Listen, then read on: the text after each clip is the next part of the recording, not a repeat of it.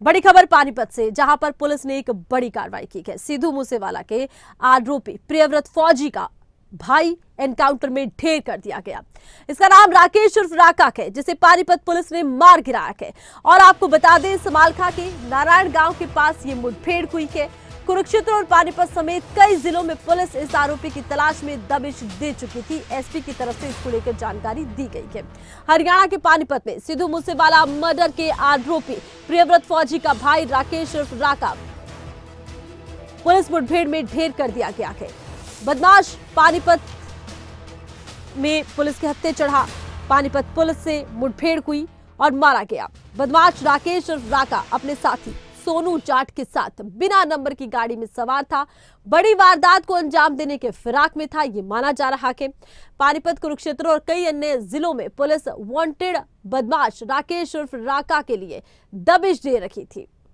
Panipat police ने मुठभेड़ में इसे मार गिराया। राकेश अपने साथी बदमाश सोनू जाट के साथ बिना नंबर प्लेट की गाड़ी में घूम रहा था। पुलिस टीम ने नाकेबंदी लगाकर रोकने की कोशिश की। राकेश और सोनू ने पुलिस पर फायरिंग कर दी। जवाबी कार्रवाई में राकेश गोली लगने से ढेर हो गया, जबकि साथी बदमाश सोनू जाट घायल हो गया। कुरुक्षेत्र में भी एक गोलीबारी की थी। एक व्यक्ति पे जो ऑडी कार में जा रहे थे फैमिली के साथ, उनके ऊपर गोलियां चलाई थी और उस केस में भी ये दोनों वांटेड थे। इन दोनों की पहचान वहाँ पे मोटरसाइकिल पे जो सीसीटीवी फुटेज है उसके द्वारा हुई थी। इसमें से एक का नाम राकेश उर्फ राका, जो कि गढ़ी सिसाना सोनीपत का रहने वाला है, और दूसरा सोनू जाट जो कि पानीपत का रहने वाला है। तो मुठभेड़ में हुई, इन्होंने हमारी पुलिस टीम पे गोलीबारी की और जवाब में इनके पैरों में गोली लगी थी। तो पैरों में गोली लगी और इनको फिर तुरंत ही यहाँ पे हॉस्पिटल में रेफ़र किया गया। हमारी टीम ने तुरंत एम्बुलेंस बुला के इनको हॉस्पिटल में बुलाया। यहाँ पे आने के बाद में एक व्यक्ति जो राकेश उर्फ राका है, उसकी अनफॉर्चुनेटली बड़ी दुखद बात है कि उसकी मृत्यु हो गई। डॉक्टर साहब को कहा है कि इसकी पूरी वीडियोग्राफी करके, फोटोग्राफी करके इसकी जितनी भी इंजरीज़ है इसको हम क्लियर करें। जो अभी तक प्रिलिमिनरी बताया है कि इनके केवल पैर पे चोट के निशान हैं, उसके अलावा पूरे शरीर पे कहीं भी नहीं है। कुरुक्षेत्र।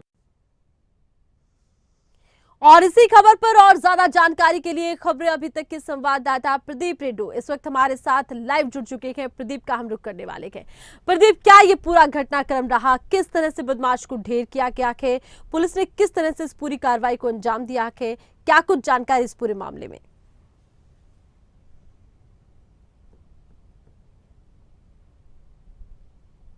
तो दोनों बदमाश थे। इसमें राकेश और सोनू की हम बात करें, ये कई दिनों से, वो चाहे कुरुक्षेत्र पुलिस हो या फिर पानीपत पुलिस हो, दोनों के वांटेड थे। क्योंकि कुरुक्षेत्र में भी इन बदमाशों ने एक वारदात को अंजाम दिया था। एक व्यक्ति पर फायरिंग की थी और वहां पर भी करोड़ों की रंगदारी मांगी थी। और कुछ दिन पहले पानीपत के अंदर भी एक जाने माने मिष्ठान भंडार के मालिक और डेयरी संचालक से फिरौती मांगी थी। तो तभी से ये कुरुक्षेत्र और पानीपत पुलिस के वांटेड थे। कुरुक्षेत्र में ये सीसीटीवी में कैद हुए थे। उसी सीसीटीवी फुटेज के आधार पर पानीपत पुलिस भी तलाश कर रही थी, कुरुक्षेत्र पुलिस भी तलाश कर रही थी। तो देर शाम पानीपत पुलिस को भनक लगी, सूचना मिली कि ये बदमाश समालखा क्षेत्र में हैं और एक बिना नंबर प्लेट की गाड़ी में घूम रहे हैं, वारदात को अंजाम दे सकते हैं। CIA 2 की टीम गठित की गई। नारायणा गांव के आसपास पुलिस द्वारा नाकेबंदी की गई। जब गाड़ी आती देखी बदमाशों की पुलिस ने, तो उन्हें रोकने का इशारा किया, लेकिन बदमाशों ने रुकने के बजाय पुलिस पार्टी पर ही फायरिंग कर दी। उसके बावजूद भी CIA 2 के अधिकारियों ने बदमाशों को सरेंडर करने की बात कही, लेकिन बदमाश नहीं माने और लगातार फायरिंग करते रहे। इसी बीच पुलिस ने भी जवाबी कार्रवाई करते हुए अपने बचाव में फायरिंग शुरू कर दी, जिसमें राकेश उर्फ राका, जो कि मूसेवाला हत्याकांड के आरोपी प्रियव्रत फौजी का भाई बताया जा रहा है, जैसा कि SP अजय सिंह शेखावत ने खुलासा किया है, उसकी जान चली गई। जबकि दूसरे जो बदमाश था सोनू, उसके पैर में गोली लगी है, वो अस्पताल में भर्ती है, उसकी स्थिति सामान्य बताई जा रही है। जी अच्छा, देखिए, पुलिस की तरफ से बताया ये भी गया है कि इससे पहले भी पुलिस दबिश देती रही कि आसपास के जिलों में दोनों आरोपियों की लगातार तलाश की जा रही थी। अब पुलिस की तरफ से क्या कुछ कहा जा रहा है? किस तरह के पुलिस के पास इनपुट थे? पुलिस ने आखिर किस तरह से इन बदमाशों को घेरा है? प्रदीप।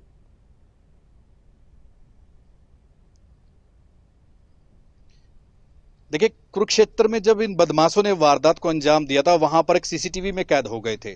तो उन तस्वीरों के आधार पर कुरुक्षेत्र पुलिस और पानीपत पुलिस में टाइप भी था और तलाश जारी थी। जी। तो पुलिस अपने मुखबिरों के जरिए भी इनकी जानकारी जुटाने में लगती है।